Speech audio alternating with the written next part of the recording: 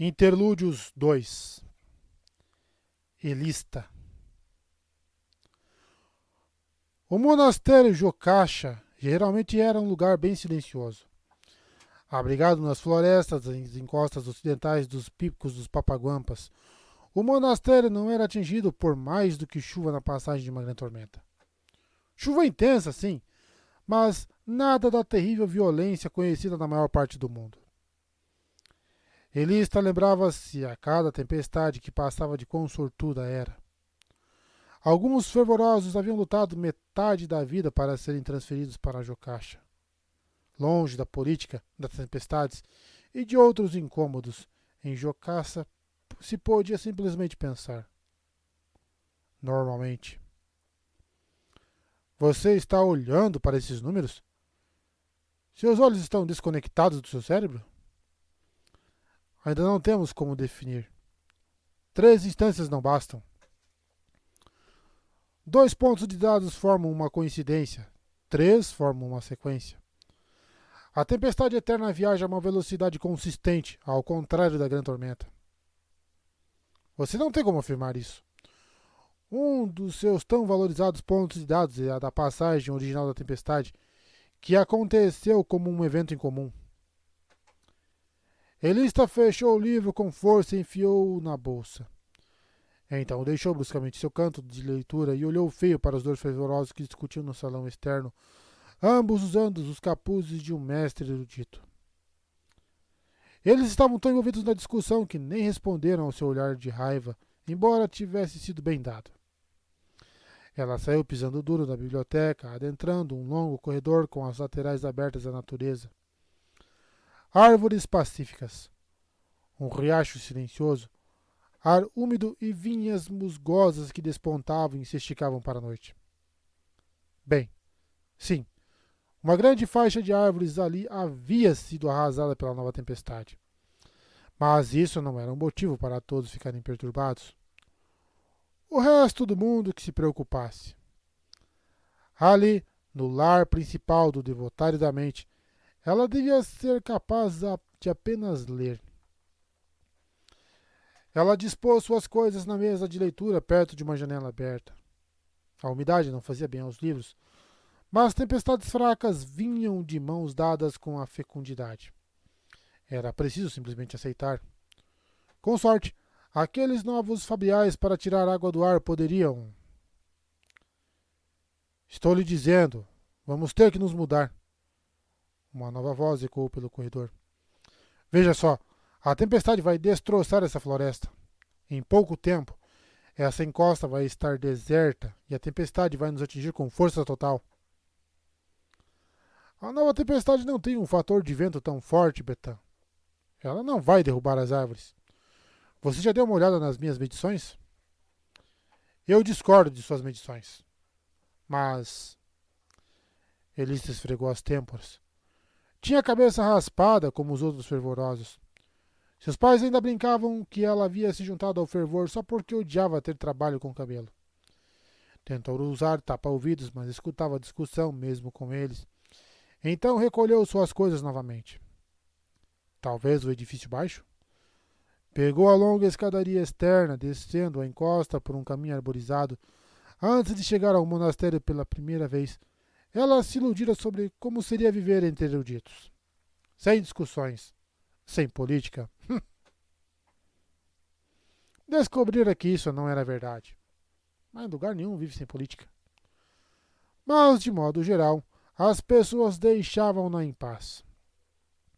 Então tinha a sorte de estar ali. Repetiu isso a si mesma ao chegar ao edifício mais baixo. Era praticamente um zoológico. Dezenas de pessoas recebendo informações de telepenas, conversando, discutindo animadamente sobre este ou aquele grão-príncipe ou rei. Ela parou no umbral da porta, observou a cena por um momento. Então deu meia volta e saiu pisando duro. E agora? Começou a subir os degraus de volta, mas foi parando. Provavelmente é a única rota para a paz, pensou, olhando para fora, para a floresta. Tentando não pensar sobre a sujeira, os caranguejos e o fato de que alguma coisa podia pingar na sua cabeça, ela saiu rumo à floresta. Não queria ir muito longe, pois quem sabia o que podia haver lá fora. Escolheu um toco sem musgo demais e se acomodou entre os saltitantes espelhos de vida, o livro no colo. Ela ainda podia ouvir fervorosos discutindo, mas eles estavam distantes. Ela abriu o livro, querendo finalmente conseguir completar uma tarefa. O Emma rodopiou para longe dos avanços do luminobre Esterling, levando a mão segura ao peito e baixando os olhos para não fitar os belos cachos dele. Tal afeição, que excitava a mente indecorosa, não poderia satisfazê-la por um período prolongado, como se as atenções dele, outrora caprichosos deleites para entreter suas horas de ócio, agora parecessem manifestar a suprema imprudência e as maiores falhas de caráter dele. O quê? Exclamou Elista, ainda lendo. Não, sua tola. Ele finalmente declarou a afeição dele por você. Não ouse recuar agora. Como ela poderia aceitar esta justificativa indecente do que já fora seu único e maior desejo? Não deveria ela, em vez disso, fazer a escolha mais prudente, como defendida pela vontade firme do seu tio? O luminobre Vadan possui uma dotação de terra pela graça do grão-príncipe e teria meios para prover muito além das satisfações acessíveis a uma simples oficial. Independentemente do quão benquisto ou de quais ventos houvessem agraciado seu temperamento, feições e toque gentil. Ele estarquejou. Luminobre Vadan? Sua desavergonhada. Esqueceu como ele prendeu seu pai? Wema, entoou o luminobre Esterling. Parece que julguei muito mal suas atenções. Desse modo, vejo-me depositado no fundo do lodaçal da insensatez. Partirei para as planícies quebradas e você não mais sofrerá o tormento da minha presença. Ele curvou-se na mesura de um verdadeiro cavalheiro, possuidor de todo refinamento e deferência apropriados. Era uma suplicação maior do que até mesmo um monarca poderia justamente demandar, e nela o Emma recomprovou a verdadeira natureza do afeto do luminobre Esterling. Simples, mas passional. Respeitoso deveras. O gesto emprestava um contexto maior à sua investida anterior, que agora parecia subitamente a única fresta estreita em uma armadura de outra forma inviolável. Uma janela de vulnerabilidade, em vez de um modelo de cobiça. Enquanto ele levantava o trinco da porta para iniciar o êxodo eterno da vida dela, o Emma foi tomada de vergonha e anseio inigualáveis, contorcidos de modo semelhante a dois fios em um tear, para construir uma grandiosa tapeçaria de desejo. Espere, gritou Emma. Querido Esterling, espere por minhas palavras. Raios. É melhor você esperar, Esterling. Elista se inclinou mais para o livro, virando a página. Tá igual eu, hein? O decoro parecia-lhe agora coisa vã, perdido naquele oceano que era a sua necessidade de sentir o toque de Esterling. Ela correu até ele e tocou-lhe o braço com a mão velada pela manga. Então ergueu para acariciar aquele queixo viril. Estava tão quente ali na floresta, praticamente fervendo. Elista levou a mão aos lábios, lendo com os olhos arregalados, trêmula. Quisera que aquela janela... Quisera que a janela naquela armadura imponente ainda pudesse ser localizada e que uma chaga similar dentro dela mesma pudesse ser descoberta para pressionar contra dele e oferecer passagem ao fundo de sua alma. Se ao menos... Elista, chamou uma voz. Oi, exclamou ela, se endireitando subitamente e fechando o livro com toda a força, então se virando na direção do som. Ah, fervoroso Urve. O jovem fervoroso Silnazeno era alto, desengonçado e irritantemente barulhento, de vez em quando. Exceto, aparentemente, quando se aproximava de mansinho de colegas da floresta. O que você estava estudando? Perguntou ele. Obras importantes, disse Elista. Então sentou-se sobre o livro. Nada com o que você tem que se preocupar. O que você quer? Ele olhou para a bolsa dela. Você foi a última a pegar emprestadas as transcrições da coleção Encanto do Alvorecer de Benditel? As versões antigas? Só queria saber como está indo. Canto do Alvorecer. Certo. Estavam trabalhando naquilo antes de a tal tempestade chegar e distrair todo mundo. A velha Navani Collin, Aletkar, de algum modo havia decifrado o idioma Canto do Alvorecer. Suas histórias sobre visões eram bobagem. A família Collin era conhecida pela política obscura, mas a chave era autêntica e havia permitido que eles lentamente repassassem os textos antigos. Elista começou a procurar na bolsa e retirou os 3 códices bolorentos e um maço de papéis, esse último sendo o trabalho que fizera até então. De maneira irritante, Urve se acomodou no chão ao lado do seu toco, pegando os papéis que ela lhe ofereceu. Ele pousou a bolsa no colo e começou a ler. Incrível, ele disse pouco depois. Você fez mais progresso do que eu. Todos estão ocupados demais se preocupando com aquela tempestade. Bem, ela está ameaçando destruir a civilização. Um exagero.